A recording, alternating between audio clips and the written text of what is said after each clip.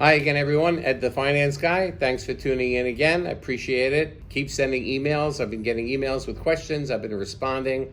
I'm going to have another video down the road where I go over some of those emails. I hope everyone out there is having a great holiday, and I hope you are taking this coronavirus in stride, staying with your family, and hope everything is well with you.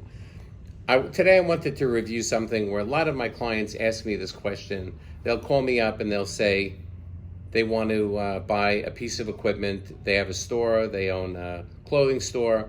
They want to buy a piece of equipment, and the equipment is to an ironing board so they can iron the suits, and they want to see how they can avoid New York State sales tax. Now again, this is out there for people that have New York State residents, businesses. This is not talking about all 50 states, but probably the rule is going to be the same. So very often they'll call me up and say, listen, I want to buy this piece of equipment. I don't want to pay sales tax. Well, how much is the equipment? The equipment is $15,000. Sales tax is $1,200. I don't want to pay the sales tax. So they want a resale certificate. So I try to explain to them, and that's what I want everyone to understand, what a resale certificate is. A resale certificate is exactly what it says. You're buying something and you're reselling it. So for example, if you own a candy store, you're buying candy bars, you're buying boxes of candy bars for $1,000.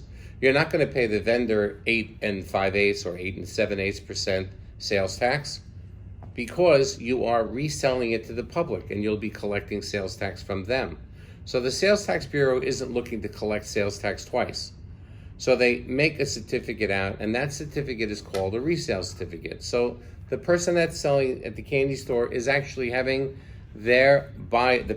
they're buying the merchandise from, they're filling out a form called a resale certificate. So that company now has a piece of paper that says, in case they get audited, well, I didn't collect sales tax from this company because they're reselling the product.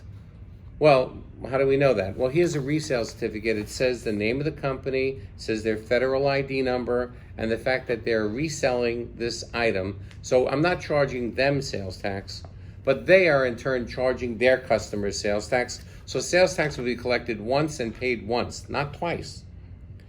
Now, this particular candy store, they're buying a piece of equipment, or this clothing store is buying a piece of equipment for $15,000.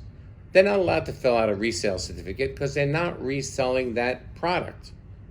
So very often they'll say they want to fill out a resale certificate to avoid paying sales tax, but in reality, it's not allowed. You're not allowed to fill out a resale certificate unless you're actually reselling the item. And this is a very, very common thing. A lot of clients that don't even have sales tax numbers because they're in a business where they're not collecting sales tax. So they don't have a sales tax number, so they can't fill out a resale certificate. Now, the sales tax number, New York sales tax number, when you apply now for it, it's the exact same number as the federal ID number. So they think they can be smart and they could fill out a form and say, oh, I don't have to pay sales tax, I'm buying something. Or you go into the car dealership and they charge on a $25,000 car, $2,000 sales tax. So a client will call me up, well, I want to fill out a resale certificate. I said, what are you talking about? Well, I don't want to pay sales tax on the car I'm buying. But you're not reselling the car. If you were reselling the car and you were in business to sell and buy and sell cars, then you wouldn't have to pay sales tax. So a company that is buying cars wholesale, they're not paying sales tax because they're collecting it from their customers.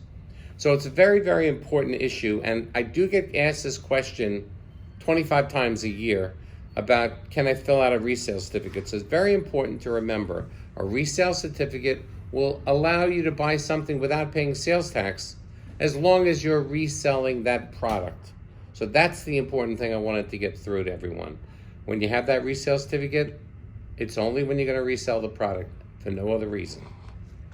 So this is just a quick video I wanted to go over with people, explain this to them. They should be very careful because the last thing you want is a sales tax audit. Sales tax audits might be the worst audits around. If you owe them money, sometimes they'll impute 3 times penalty. So you don't want to have a problem with the Sales Tax Bureau. You want to file everything on time. Usually you file quarterly.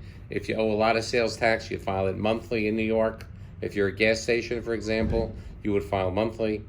So you file a quarterly report. If your sales tax is under a certain level, under $33,000 a year, you file once a year, a yearly form. But it's something that if you have a sales tax audit, they will literally come in and they'll sit in your store all day and they'll see what the sales are. And just to give you an idea, I had a client that was a pizzeria, and this is 25 years ago, and he shows sales, money comes in, puts it in the checking account, that's considered sales, but it's a cash business. Is there any chance at all that maybe the guy isn't putting every dollar that comes in into the checking account? Of course, but most people, they either keep a log of what their sales are, or they put everything that comes in into the checking account, or they keep part of it for themselves. Now, the Sales Tax Bureau is assuming that you're not doing the right thing because cash is coming in. So if you put $200 in your pocket every night, who's going to know? But once you have a sales tax audit, they come in, they sit there for 2 weeks, and then they multiply that 2 weeks over the next 3 years. And that's the number that they're looking for. Now, this particular client, who was in Queens, New York, obviously I wouldn't say the name, he had an audit. And what did the Sales Tax Bureau do? They looked at everything, they sat there for 2 weeks, and then they wanted to see what his laundry bill was a month. So I'm looking at the guy, who was only in my 20s, said, why do you want to see the laundry bill? I want to see the laundry bill.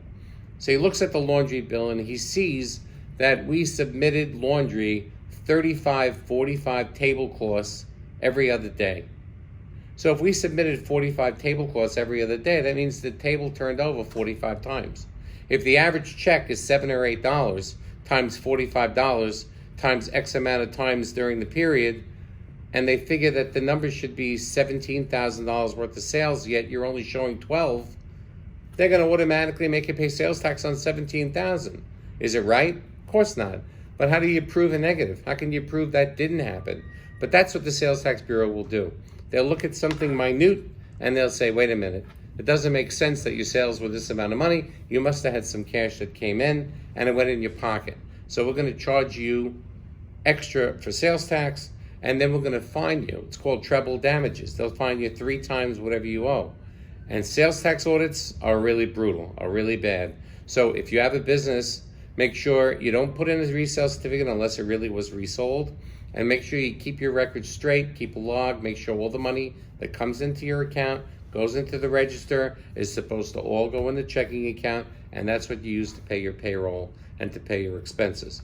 No cash goes in your pocket. Whatever money comes in goes in the checking account, and you'll never have a problem. I hope this helped out. If you have any questions, problems, please feel free to call me, 516-205-0722. Email me if you have a quick question you want me to help you with, and that's ed1959@usa.com. Please keep tuning in. Hit the like button, subscribe, share. I enjoy doing this. I want to keep doing this. I want to make sure people are listening and having a good time. And again, happy holidays to all. Make sure you tune in next time. This is Ed the Finance Guy saying be safe, be sound, be happy, be smart. Have a good day.